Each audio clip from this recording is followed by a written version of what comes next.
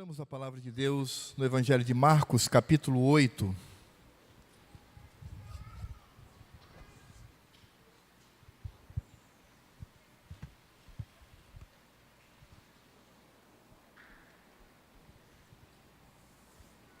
Evangelho de Marcos, capítulo 8. Nós faremos a leitura do verso 1 até o verso 21. Marcos, capítulo 8, do verso 1 até o verso 21, dando, portanto, continuidade à exposição que estamos fazendo no Evangelho de Marcos. Marcos, capítulo 8, de 1 a 21, diz assim a palavra de Deus. Naqueles dias, quando outra vez se reuniu grande multidão, e não tendo eles o que comer, chamou Jesus os discípulos e lhes disse: Tenho compaixão dessa gente, porque há 3 dias que permanecem comigo e não têm o que comer. Se eu os despedir para as suas casas em jejum, desfalecerão pelo caminho, e alguns deles vieram de longe. Mas os seus discípulos lhes responderam: De onde poderá alguém fartá-los de pão neste deserto? E Jesus lhes perguntou: Quantos pães tendes? Responderam eles: 7. Ordenou ao povo que se assentasse no chão, e tomando os 7 pães, partiu-os, após ter dado graças, e os deu a seus discípulos para que esses os distribuíssem, repartindo entre o povo. Tinham também alguns peixinhos, e abençoando-os, mandou que estes igualmente fossem distribuídos.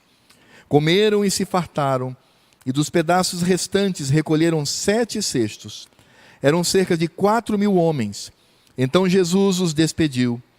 Logo a seguir, tendo embarcado juntamente com seus discípulos, partiu para as regiões da Dalmanuta. E saindo, os fariseus puseram-se a discutir com ele, e tentando-o, pediram-lhe um sinal do céu. Jesus, porém, arrancou do íntimo do seu espírito um gemido e disse: Por que pede esta geração um sinal? Em verdade vos digo que esta geração não se lhe dará sinal algum. E deixando-os, tornou a embarcar e foi para o outro lado. Ora, aconteceu que eles se esqueceram de levar pães, e no barco não tinham consigo senão um só. Preveniu-os Jesus, dizendo: Vede, guardai-vos do fermento dos fariseus e do fermento de Herodes. E eles discorriam entre si: É que não temos pão. Jesus, percebendo-o, lhes perguntou: Por que discorreis sobre o não terdes pão? Ainda não considerastes, nem compreendestes? Tendes o coração endurecido? Tendo olhos, não vedes? E tendo ouvidos, não ouvis? Não vos lembrais de quando partiu os 5 pães para 5.000? Quantos cestos cheios de pedaços recolhestes? Responderam eles: 12. E de quanto repartiu os 7 pães para os 4.000? Quantos cestos cheios de pedaços recolhestes? Responderam 7. Ao que lhe disse Jesus: Não compreendeis ainda? Oremos. Senhor Deus e Pai, agora fala ao nosso coração. Nós cantamos, oramos, lemos a Tua palavra. O Senhor estava em silêncio, nos ouvindo. Agora, ó Pai, nós ficamos em silêncio e queremos ouvir a Tua voz, para a Tua glória, Senhor. Quebranta o nosso coração e também, ó Deus, faz com que sejamos edificados na Tua palavra, para não pecarmos contra Ti. É o nosso desejo nesta noite, em nome de Cristo, aquele que será pregado neste momento. Amém.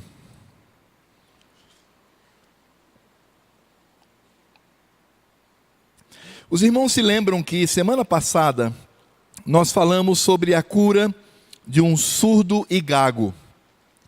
E nós falamos também, quando expusemos a mulher cirofenícia, que esse trecho estava encrustado no centro de uma grande narrativa que Marcos trazia, com temas bastante esclarecedores com relação à nossa vida. Os irmãos se lembram disso.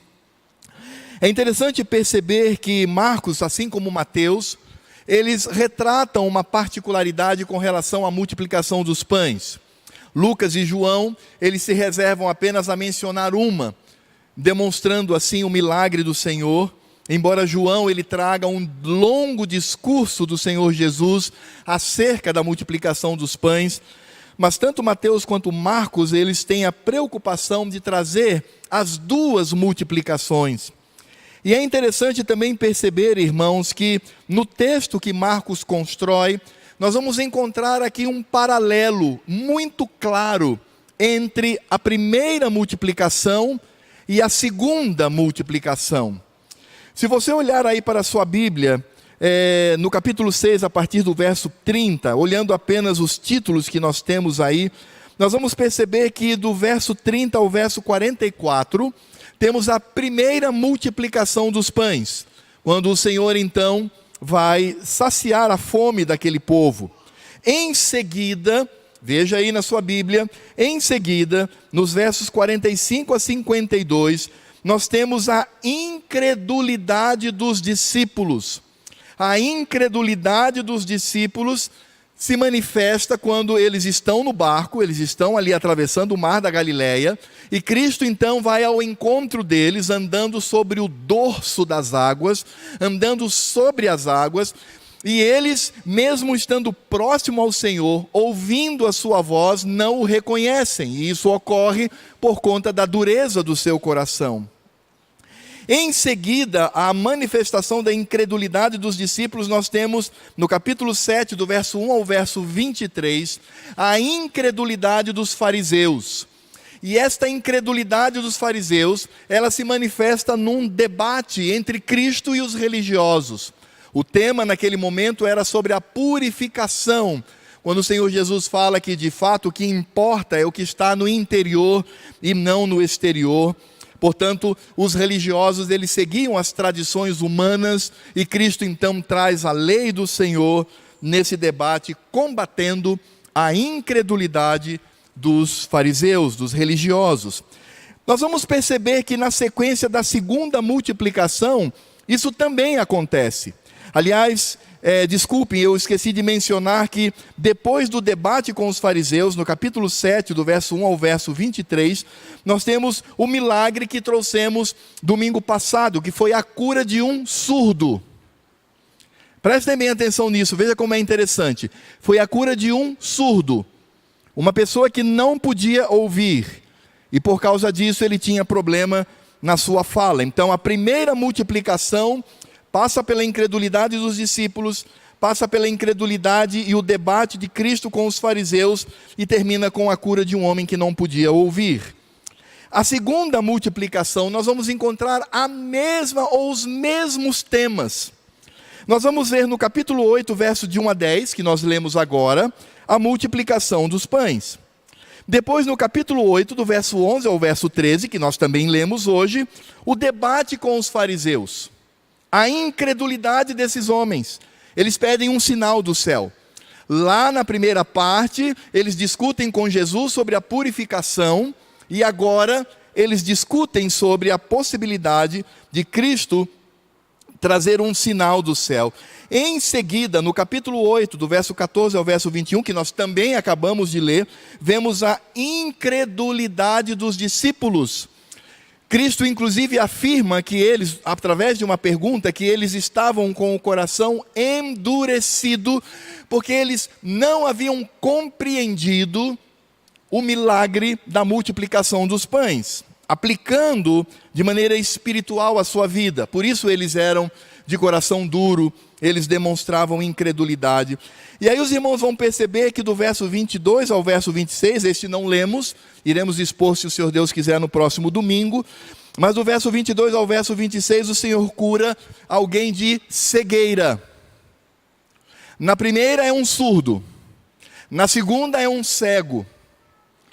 E nós vamos perceber que esta construção de Marcos, narrando esses fatos históricos, ele está nos passando uma mensagem muito clara, porque quando o Senhor Jesus fala aos discípulos incrédulos, no verso 18 do capítulo 8, ele diz: tendo olhos não vedes, e tendo ouvidos não ouvis. Então é por isso que Cristo, ele faz o milagre, na primeira multiplicação dos pães, e os discípulos não entendem aquele milagre, ele cura um surdo. Na segunda, os discípulos continuam não compreendendo, e ele então cura um cego. Então o que nós temos aqui é um tema muito claro, que fala sobre pão, fala sobre fé e incredulidade, e fala de coração endurecido. É por isso que no meio desta grande narrativa, que começa com a primeira multiplicação dos pães e adentra pela segunda multiplicação dos pães, nós temos ali incrustado uma joia preciosa, que está no capítulo 7, do verso 24 ao verso 30, que é a mulher Ciro-fenícia. E nós já ouvimos a exposição dessa porção da palavra, quando nós vimos que esta mulher, ela é utilizada por Deus para demonstrar e tratar o assunto que diz respeito à fé, diz respeito a crer no Senhor, diz respeito a glorificar a Cristo, diz respeito a adorar a Cristo, e ali também nós temos o pão presente, porque Cristo diz a ela, olha, não é justo que o pão que é dado aos filhos seja dado aos cachorrinhos. E aí ela então, prostrada diante do Senhor, adorando a Cristo, exaltando ao Senhor do universo, ela diz, sim, meu Senhor, mas os cãezinhos, os cachorrinhos também comem das migalhas do pão que cai da mesa. Então nós temos lá pão, temos lá adoração a Cristo, temos lá honra e glórias ao Senhor, e temos a manifestação da fé, a fé que aquela mulher possuía, não dela mesma, mas que o Senhor havia colocado no seu coração. Então Marcos está tratando aqui de forma muito clara e muito profunda o tema da fé. Crer no Senhor.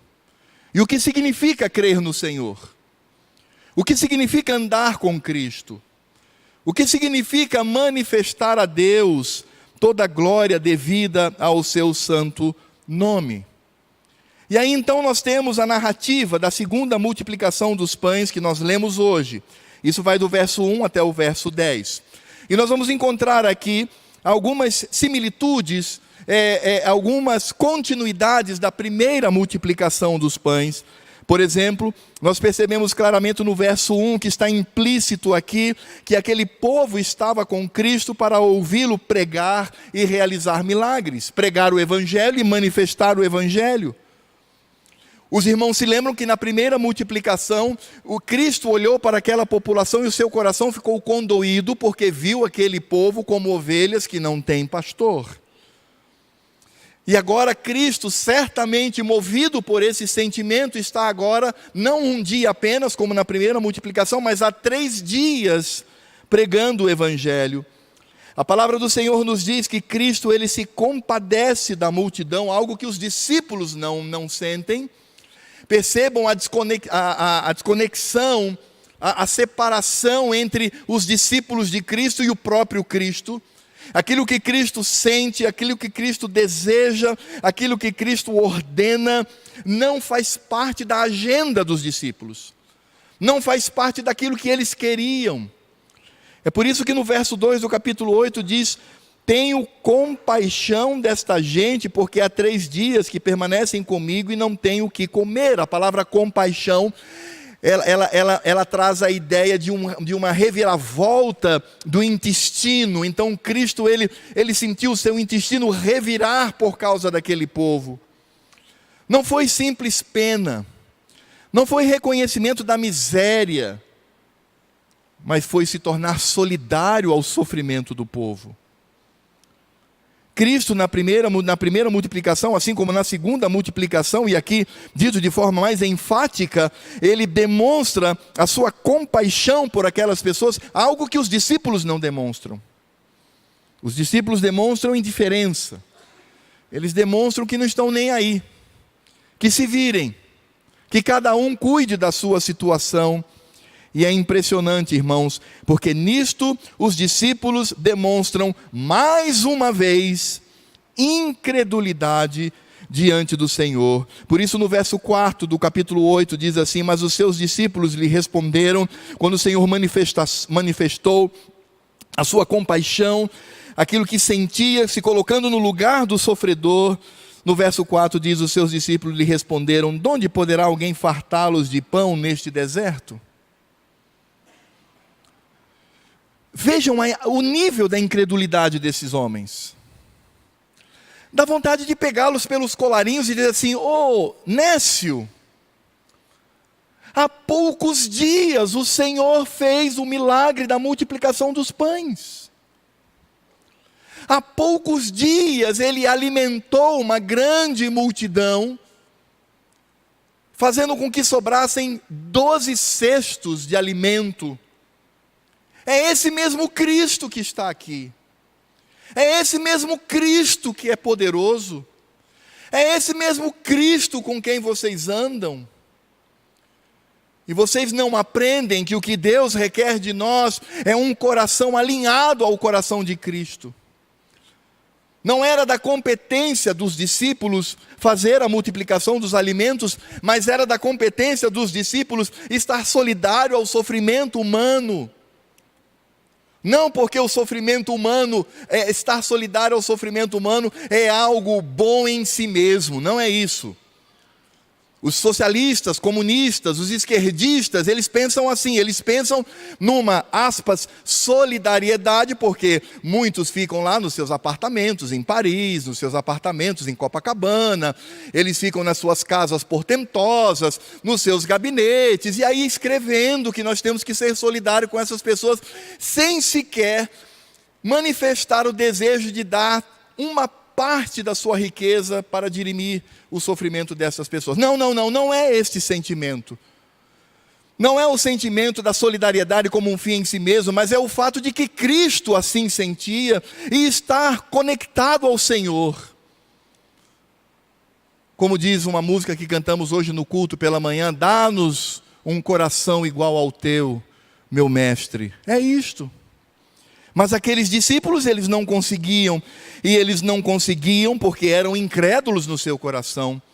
Puxa vida, mas estavam andando com o Senhor durante tanto tempo, andavam com o Senhor, estavam com Ele sempre nos mesmos lugares, vendo os milagres. Sim, meus irmãos, mas o coração humano, ele é tão ruim, nós somos tão propensos ao pecado, que essas questões não são bastante, não são poderosas, para nelas mesmas transformar o nosso coração.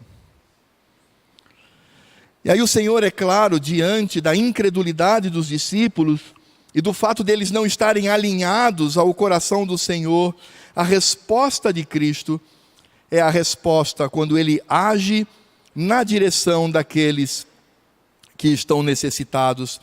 E do verso 5 até o verso 10, nós temos então o Senhor fazendo a multiplicação dos pães, fazendo a multiplicação dos peixes, saciando a fome daquelas pessoas, mostrando que Ele é poderoso, que Ele é o Deus eterno, que para Ele não há nenhum impossível, e que nós devemos crer neste Senhor, que não possui limites no seu poder. Agora, o que Deus requer de nós não é fazer as mesmas coisas, porque não podemos. O que Deus requer de nós é fidelidade, é estarmos alinhados ao Senhor, é toda manhã perguntar: ó Cristo, o que queres de mim ao longo desse dia? O que devo fazer, Senhor, para glorificar o teu santo nome? Qual deve ser a minha atitude? Ó Senhor, dá-me um coração igual ao teu, meu Pai, para que eu venha a exaltar o teu santo nome. O desejo do crente de agir como Cristo age não é, em primeiro lugar, pela solidariedade aos que sofrem, mas é para a glória do Senhor, para a glória de Cristo. E nesse sentido, os discípulos demonstraram com muita clareza que não conseguiam entender, porque apesar de andar com o Senhor, eram incrédulos. E poderíamos até afirmar aqui, sem erro, sem medo de errar, apesar de estarem caminhando próximos a Cristo, eram descrentes, eram ímpios. Eles ainda não haviam experimentado a ação de Deus na vida dele por completo. Talvez alguns fossem convertidos, mas outros certamente não o eram. E eu provo para você dizendo: Judas Iscariotes estava aqui. Judas Iscariotes saiu para pregar. Judas Iscariotes experimentou os milagres no momento em que ele pregava no envio dos 70. Judas Iscariotes estava acompanhando o Senhor em todas as situações. Judas Iscariotes estava ali vendo o Senhor, mas ele foi um ímpio, ele foi um bastardo, ele morreu em seus pecados. Vejam o nível da dureza do coração de uma pessoa. Vejam até onde vai a dureza do coração de um ser humano diante do Senhor. Mas como se não bastasse a dureza do coração dos discípulos, nós vamos encontrar também aqui, a partir do verso 11, a incredulidade dos fariseus. Mateus nos avisa que também os saduceus estavam com eles. Agora, meus irmãos, hoje quando nós falamos fariseu, logo de imediato vem coisa ruim, né? Um homem sem escrúpulos, um homem que não merece consideração, aqueles que perseguiram e mataram ao Senhor. E é correta a visão, porque temos a revelação das Escrituras. Mas, meus irmãos, quando nós falamos em fariseu na época de Cristo, nós estamos falando, ou pelo menos eles falavam, de homens que jejuavam mais de uma vez por semana, de homens que oravam incessantemente, de homens que liam as Escrituras o tempo todo, de homens que eram responsáveis pelos cultos realizados nas sinagogas, de homens que eram reputados como puros, homens reputados como seres de Deus, homens que estavam conectados ao Senhor. Estes eram os fariseus. Mas, meus irmãos, esta casta religiosa, ela também se afastou do Senhor. Permaneceram fiéis à religião, mas se afastaram do Senhor. Eram homens incrédulos, e muitos deles morreram em seus pecados. E, meus amados, o que eles fazem com Cristo? O verso 11 já nos aponta como estava o coração daqueles que afrontavam ao Senhor. No verso 11 diz: e saindo os fariseus, puseram-se a discutir com ele e tentando, pediram-lhe um sinal do céu. É interessante porque não há como não conectar essa atitude dos fariseus em estar aqui tentando ao Senhor e não lembrar do povo no deserto que também tentou ao Senhor, levando a ira.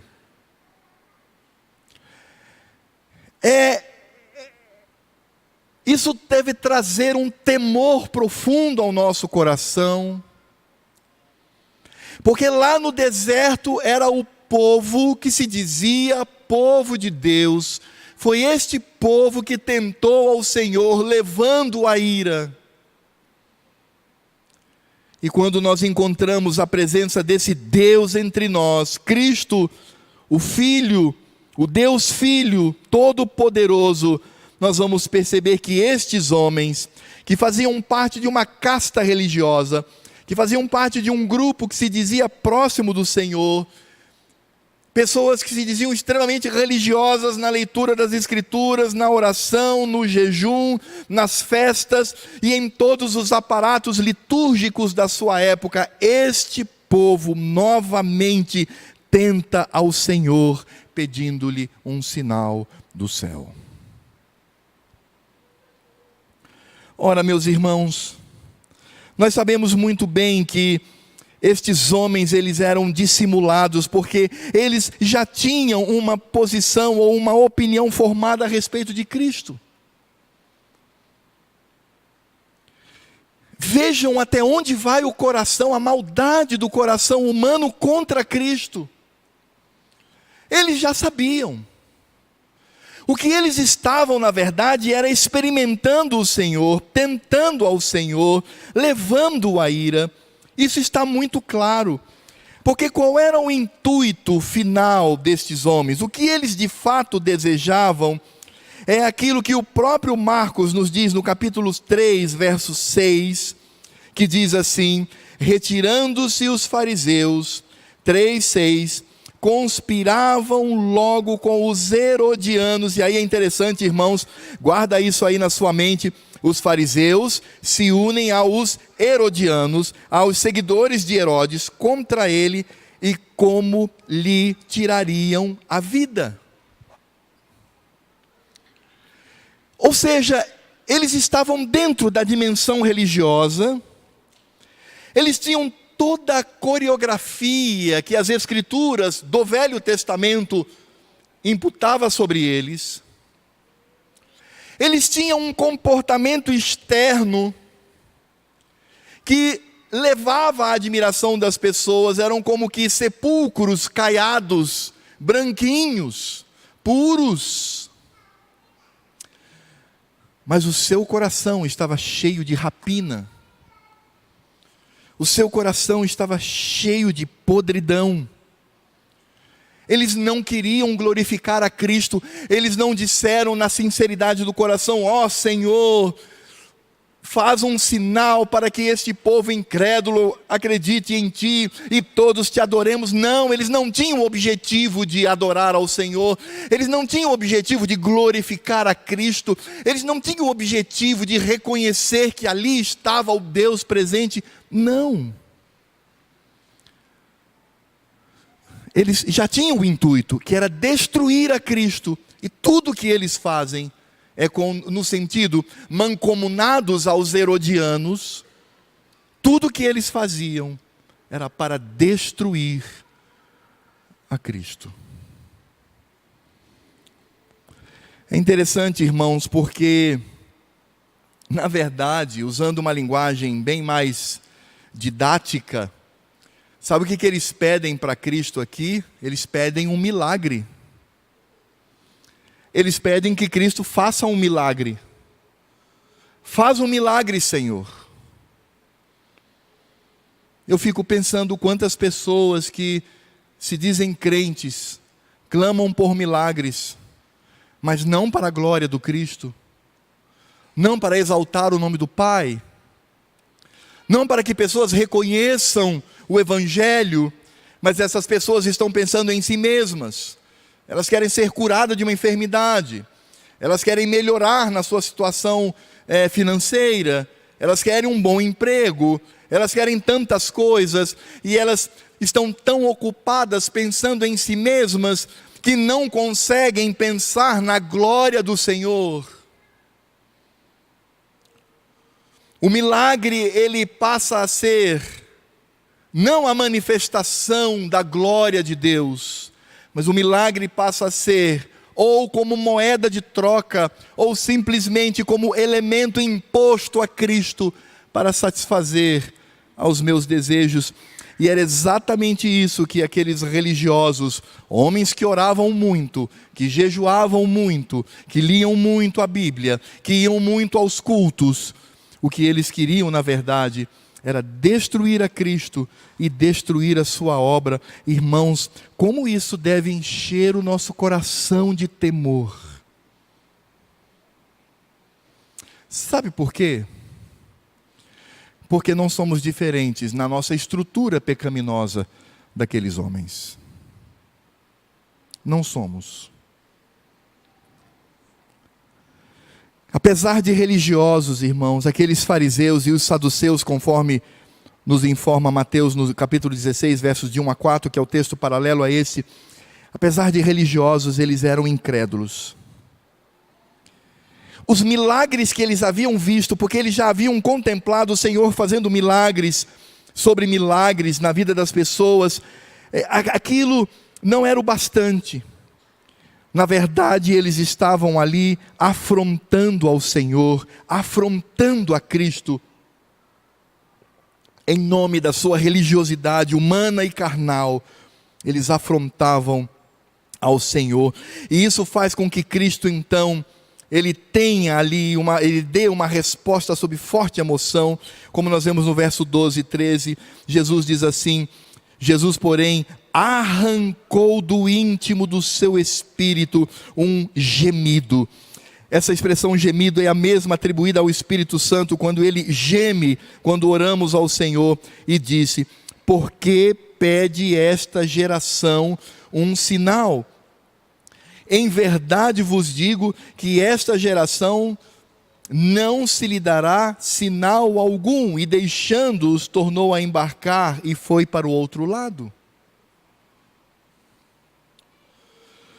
De fato, irmãos, a incredulidade destes religiosos levou Cristo à ira. Porque ele, como Deus, sabia exatamente quais eram as intenções do coração daquelas pessoas.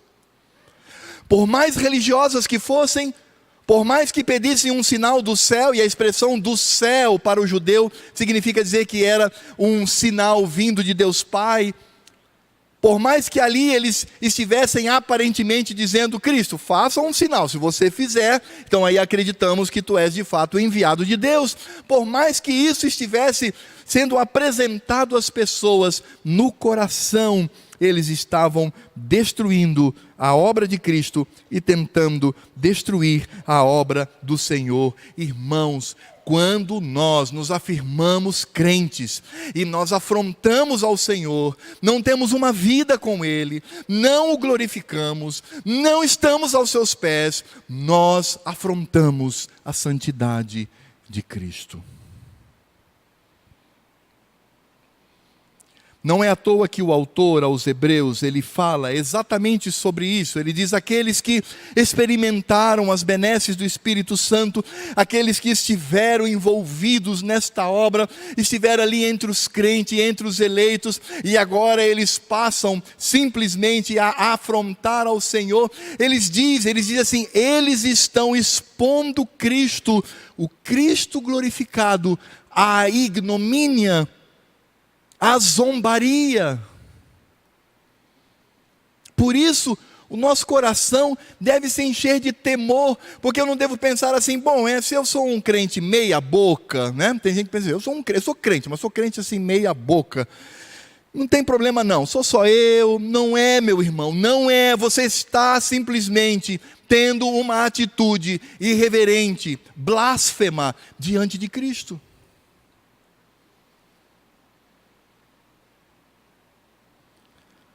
E aí o Senhor diz: vocês não verão sinal algum. Mateus acrescenta dizendo que o único sinal a ser dado a esta geração seria o sinal de Jonas. Mas ainda assim eles não entenderiam. Em outras palavras, o que está por trás do que Cristo afirma é: vocês de fato não são crentes, vocês não são povo de Deus. Por isso, não importa o que se faça, porque Cristo continuou fazendo milagre. Logo em seguida, ele cura um cego. Mas o que Cristo está dizendo é que para vocês, nada disso vai influenciar na sua vida com Deus. Nada. Porque vocês estão com o coração endurecido. E aí as Escrituras mostram o Senhor agora atravessando com os seus discípulos para o outro lado, pelo mar da Galileia, retornando. E as Escrituras nos mostram que os discípulos, eles haviam se esquecido de algo importante. Eles deveriam ter levado pão para o barco, mas não levaram. Levaram apenas um pão para a viagem e para a caminhada do outro lado. E as Escrituras então nos dizem que eles estavam ali com aquele pão, e o Senhor Jesus então olha para todos eles. E as Escrituras nos mostram aqui em Marcos capítulo 8, a partir do verso 14 diz: ora, aconteceu que eles se esqueceram de levar pães, e no barco não tinham consigo senão um só. 15, preveniu-os Jesus dizendo: vede, guardai-vos do fermento dos fariseus e do fermento de Herodes. Mateus, quando fala dos fariseus, ele também inclui os saduceus, que são os religiosos. E aqui nós temos fariseus ou religiosos e Herodes. Nós vamos entender isso, irmãos, porque está claro quando nós olhamos lá para o capítulo 3, verso 6 que acabamos de ler. Com quem os fariseus se mancomunaram? Se mancomunaram aos herodianos. Qual era a intenção destes religiosos e dos herodianos que representavam Herodes? Matar a Cristo. Em outras palavras, destruí-lo. Esse era de fato o sentimento. E Cristo agora está alertando, porque o assunto ainda é pão, a multiplicação, a segunda já ocorrera, eles estão apenas com um pão no barco, e Cristo então os alerta dizendo, e Cristo não diz assim, cuidado com o pão dos fariseus e de Herodes, não, ele diz, cuidado com o fermento dos fariseus e de Herodes. E o que acontece na vida daqueles discípulos? Eles não entendem. Verso 16 diz, eles discorriam entre si, é que não temos pão. Puxa vida, Jesus falou fermento, mas eles entenderam pão.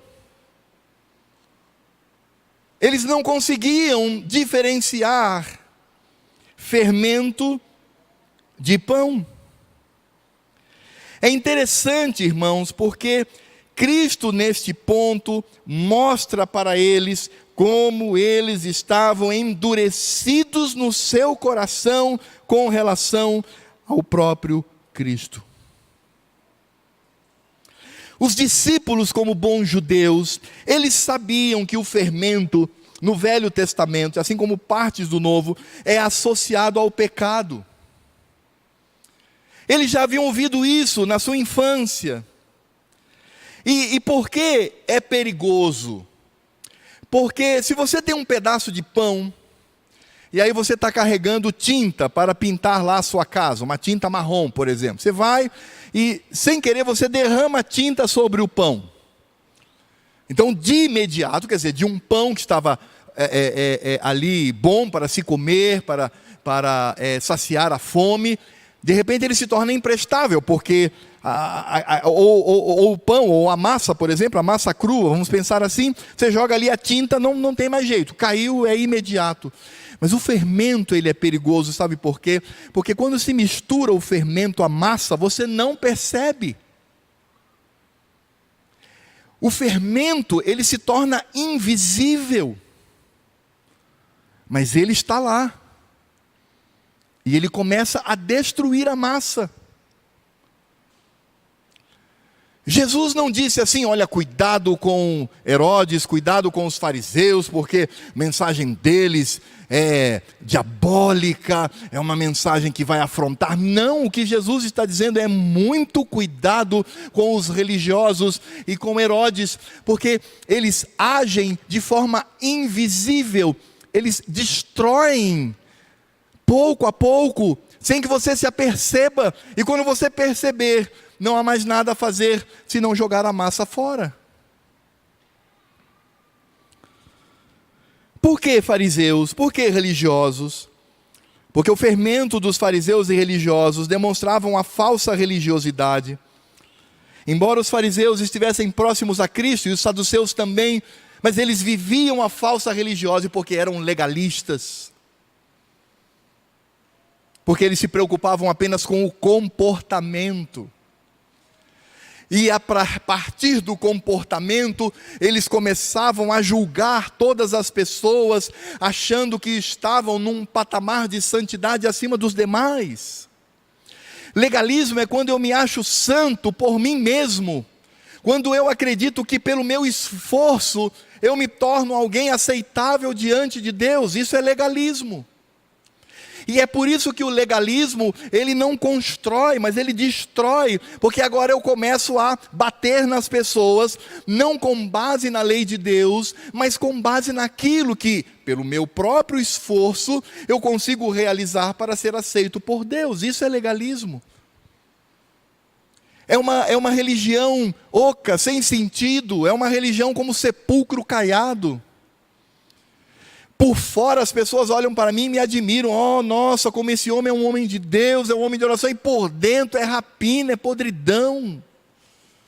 Eu não tenho interesse em glorificar a Cristo. Eu não me coloco aos seus pés dizendo: Senhor, que os meus atos glorifiquem o teu santo nome. Não, Senhor, que os meus atos glorifiquem a mim mesmo. Jesus disse: cuidado com esse fermento. Mas ele também diz: cuidado com o fermento de Herodes. E aqui podemos incluir os herodianos, mancomunados aos religiosos para destruir a Cristo. Herodes demonstra a libertinagem, a relativização da lei de Deus. Herodes é o oposto. Herodes não é aquele que busca uma religião ali de comportamento, embora seja algo que afronta a Cristo, mas não, os herodianos estavam do outro lado, eram os libertinos, eram os que diziam: não tem nada a ver, que é isso, rapaz? Você achar que eu não posso fazer tal atitude, não ter tal atitude, que há? Tudo é graça. Tudo se a graça existe, o que tem? Então, agora eu vou realizar pecado sobre pecado, e no fim das contas Deus vai perdoar, Deus é bom. Os herodianos, eles estavam preocupados com os prazeres da vida, porque os fariseus, há que se reconhecer que os fariseus, embora distantes do Senhor, afrontando a Cristo, pecaminosos, mas eles ainda lutavam por um comportamento torto, distorcido, mas lutavam. Os herodianos e Herodes não se preocupavam com nada. Eles frequentavam os bares, as boates, eles frequentavam a prostituição, eles frequentavam ambientes que eram ambientes que afrontavam ao Senhor, eles afrontavam a Cristo com o seu próprio corpo, afrontavam ao Senhor com suas atitudes, não estavam nem aí. Como eu sempre tenho dito há muitos anos aqui na nossa igreja, era a turma do, aspas, nada a ver, fecha aspas. Nada a ver. Esse pastor, esse conselho, essa liderança é muito radicalzinha para o meu gosto, nada a ver, não tem nada a ver isso. Podemos praticar com liberdade. Jesus diz: cuidado com o fermento deste povo. Cuidado com eles. Em outras palavras, Jesus está dizendo: quando você se aproxima de alguém que tem por irmão, e você percebe que está tendo uma vida de pecado, mas aquela pessoa diz assim: não, meu irmão, que nada, fica tranquilo. Seu Deus perdoa todas as coisas, não podemos ser radicais. Nossa igreja é muito radical, meu irmão. Não, meu irmão, Cristo diz: cuidado com o fermento deste povo. Porque está se tratando aqui sobre a dureza do coração humano. Meus irmãos, é impressionante perceber, e repito aqui, os discípulos estavam próximos a Cristo, vendo os milagres, vendo a pregação, estando ali respirando o mesmo ar, sentindo o mesmo calor, caminhando pelo mesmo caminho com Cristo, mas eram nécios na sua mente e no seu coração. É impressionante porque aqueles discípulos ouviram o discurso de Cristo registrado no Evangelho de João, capítulo 6, a partir do verso 22, que vai até o verso 71, quando ele fala ali claramente: eu sou o pão da vida, quem não comer da minha carne, quem não beber do meu sangue, não tem parte comigo, etc. Eles ouviram tudo aquilo, mas eram duros de coração. Cristo diz claramente para eles: vocês não entenderam o milagre da multiplicação dos pães. Esses pães que contrastavam com o fermento do pecado. Eles não haviam entendido, por mais que Cristo tivesse feito o milagre e depois falado a todos abertamente. Foi o discurso mais duro de Cristo. O Evangelho de João diz que quando o Senhor Jesus terminou o discurso, todos foram embora, abandonaram a Ele. E Cristo ainda faz um convite estranho aos discípulos: e vocês também não querem ir embora? Eles ouviram tudo aquilo, que Jesus é o pão da vida.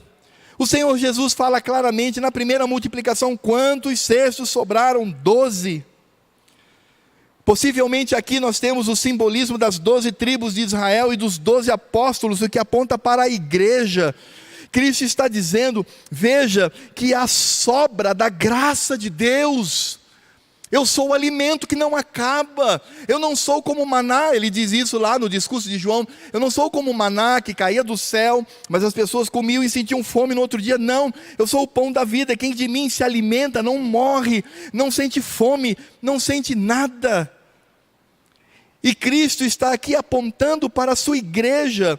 Na segunda multiplicação sobraram 7 cestos. Se há aqui um simbolismo que poderíamos pensar, 7 simboliza a presença de Deus.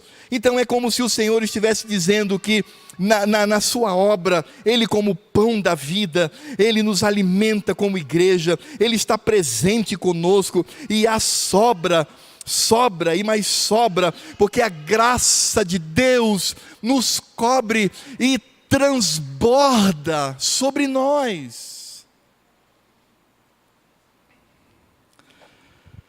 Cristo está falando do fato dele ser o pão da vida, mas aqueles nécios de coração endurecido não entendiam. Por mais que andassem com ele, por mais que o ouvissem, por mais que estivessem na sua presença humana. É por isso, irmãos, que diante de tanta incredulidade, de pessoas que caminhavam com Cristo, talvez algum querido pergunte nessa noite: pastor, e o que seria hoje isso? Porque não caminhamos com Cristo fisicamente, Ele está no céu. Meu irmão, é tão simples. Já ouviu falar em frequentador de igreja? Tem gente que frequenta a igreja, ouve o sermão, até diz assim: puxa vida, tem razão, é isso mesmo, mas não adianta, o coração está duro, ele não consegue usufruir de Cristo como o pão da vida. São pessoas nécias que não conseguem usufruir da graça do Senhor. São pessoas nécias que não conseguem usufruir da presença do Senhor. O Senhor está presente com a sua graça, nos alimentando, graça esta que transborda sobre nós, mas o coração é duro, ele não vê e não ouve. Era exatamente isso que acontecia com os discípulos, e por que não dizer, os religiosos que acompanhavam ao Senhor. É por isso que o contraste aqui, me permitam voltar aqui no texto, o contraste que nós encontramos com a mulher Ciro-fenícia, porque não vamos mais voltar ao texto, já expusemos esse texto há 2 domingos, mas percebemos aqui que na atitude daquela mulher, aquela mulher fala de pão, Cristo e aquela mulher no diálogo, Cristo usa pão, e aquela mulher entende o significado. Eu fico imaginando, irmãos, que se fossem os discípulos, Jesus diz assim: olha, não é bom que o pão que é dado aos filhos seja dado aos cachorrinhos. Eu acho que se fossem esses discípulos nécios, aqueles diriam assim: não, Senhor, eu não quero pão não, eu quero é a cura da minha filha. Essa seria a resposta, porque eles não entendiam nada, eram imediatos, estavam arraigados a esse mundo. O fermento dos religiosos e o fermento de Herodes estava no coração deles. Não, Senhor, o Senhor se enganou, não estou pedindo pão não quero pão, eu quero a cura da minha filha. Mas aquela mulher, ela entende, pela ação do Espírito de Cristo, pela ação do próprio Cristo sobre aquela mulher como Deus presente. Aquela mulher, ela não tinha nada de especial, ela não estava acima de quem quer que seja, ela simplesmente foi alcançada pela graça do Senhor, e ela compreende essa graça. Ela diz: sim, Senhor, mas os cães comem das migalhas. Senhor, é tanto pão que transborda da mesa, e eu, como um cachorrinho aos teus pés, posso também usufruir da graça do Senhor.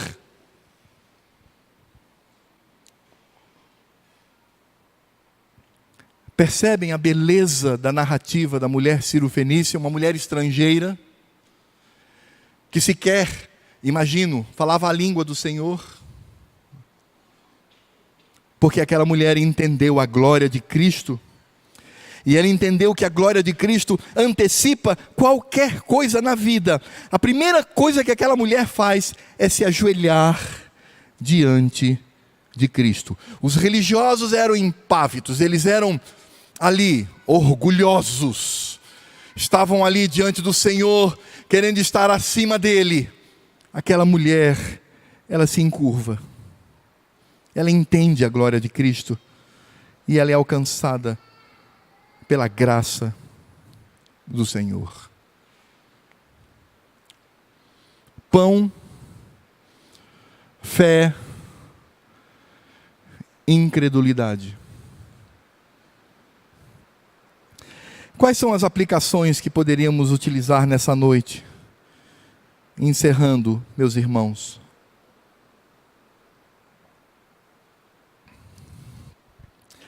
A primeira delas é que acompanhar a Cristo por acompanhar,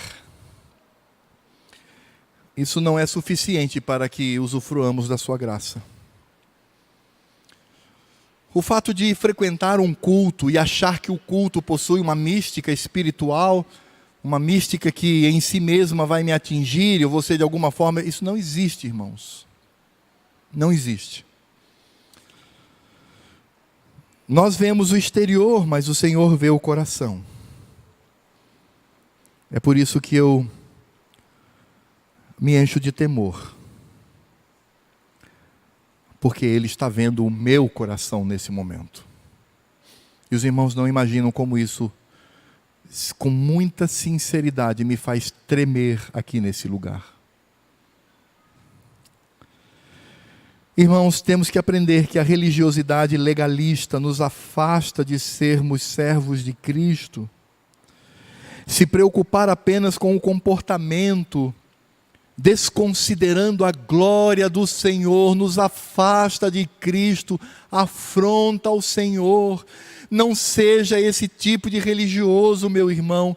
Não fique preocupado apenas com comportamento. Não ache que você de alguma forma tem alcançado graus de santidade pelas suas próprias forças, pelo seu esforço. Não pense isso, porque não é verdade. Nós somos pecadores que carecem da graça de Cristo, de nos alimentar dele. Mas por outro lado, irmãos, fuja da libertinagem que envergonha a cruz de Cristo, ao próprio Cristo e a sua obra. Saia do convívio do mundo. Não se sinta parte deste mundo. Muitas pessoas, elas querem fazer parte do mundo, ou por interesse econômico, ou por interesse intelectual, ou por interesse político, ou por interesse de status social. Meu irmão, saia, porque o mundo jaz no maligno. Não permita que o fermento de Herodes destrua o seu coração diante da graça do Senhor. Não permita isso. Lute. Sabe, irmãos, os nossos pais puritanos no passado, eles tinham uma frase, uma expressão, melhor dizendo, que deve nos fazer tremer na base. Os nossos pais puritanos diziam que muitos dentro da igreja viviam o ateísmo prático. Ele não era ateu na teoria. Na teoria acreditava em Deus, em Cristo, nas Escrituras, mas na prática eram ateus. E sabe o que isso significa, irmãos?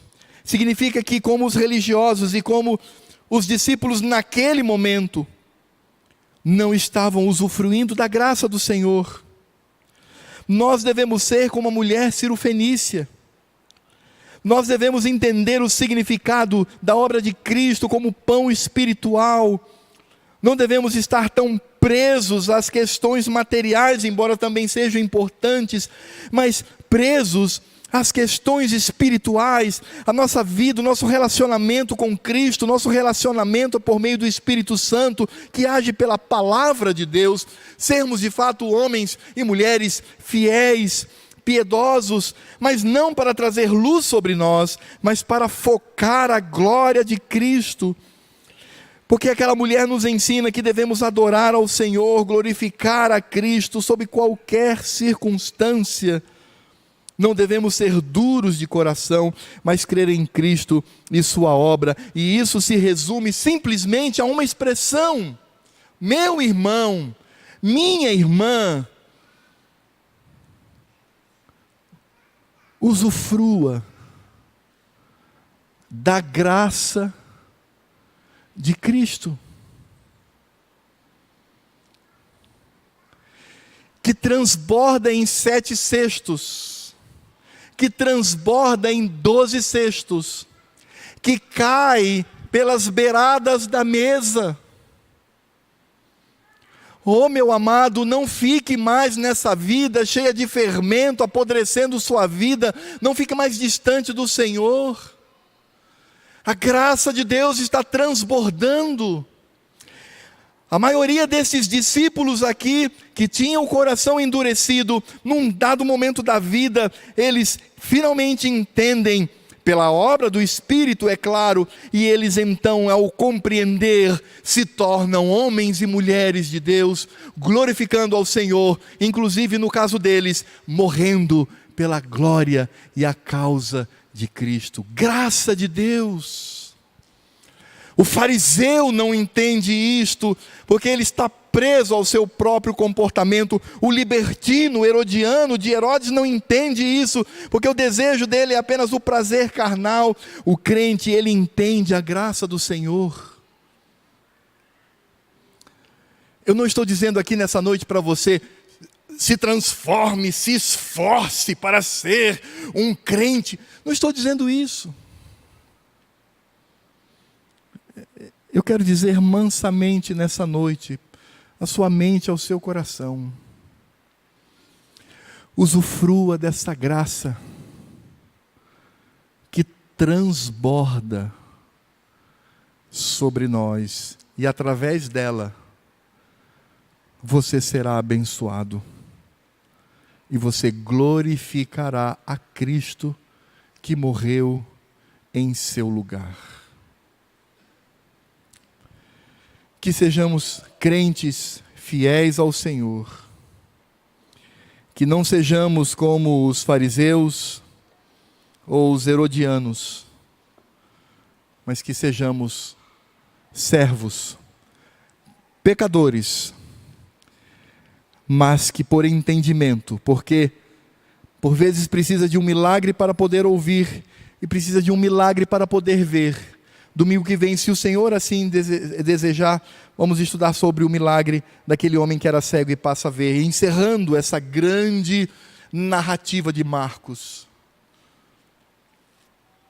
Que o Senhor toque os nossos ouvidos, que o Senhor toque os nossos olhos, para que contemplemos pela fé a sua graça, e nisto glorifiquemos o seu santo nome. Oremos. Senhor Deus e Pai, nós te louvamos e agradecemos, porque quando nós afrontamos ao Senhor, isso se torna a atitude mais nécia, mais incompetente que existe na vida de um ser humano, porque simplesmente desprezamos a tua graça, a tua misericórdia. Ó Cristo amado, tu és o pão da vida, o pão que nos alimenta, para que nunca mais sintamos fome. E este pão, ele não é regulado, ele não é restrito, mas ele é abundante. E este pão está presente na tua igreja, representada pelas 12 tribos de Israel e pelos 12 apóstolos. Este pão pão, ele não tem fim, porque vem do Senhor, como 7 é o número perfeito, é o número de Deus, que está presente na igreja. Não há como acabar esta graça sobre nós, não há nada que possa diminuí-la, não há poder externo que possa retirá-la de sobre nós. Por isso, Pai, nessa noite, nós queremos dizer: ó Senhor, estamos aqui, queremos comer deste pão cada vez mais, e queremos usufruir desta graça que transborda em 12 cestos, em 7 cestos, ou pela beirada da mesa. Queremos, ó Senhor, ser cada vez mais alvo desta graça, para que com alegria no coração e entendimento, venhamos a exaltar o Teu santo nome. Ó Senhor, aos meus irmãos e às minhas irmãs que estão aqui nesta noite, que têm a cada dia usufruído desta graça e têm buscado, ó Senhor, esmurrando o seu próprio corpo, uma vida de santidade que agrade ao Senhor, que esses queridos saiam daqui fortalecidos pela Tua palavra.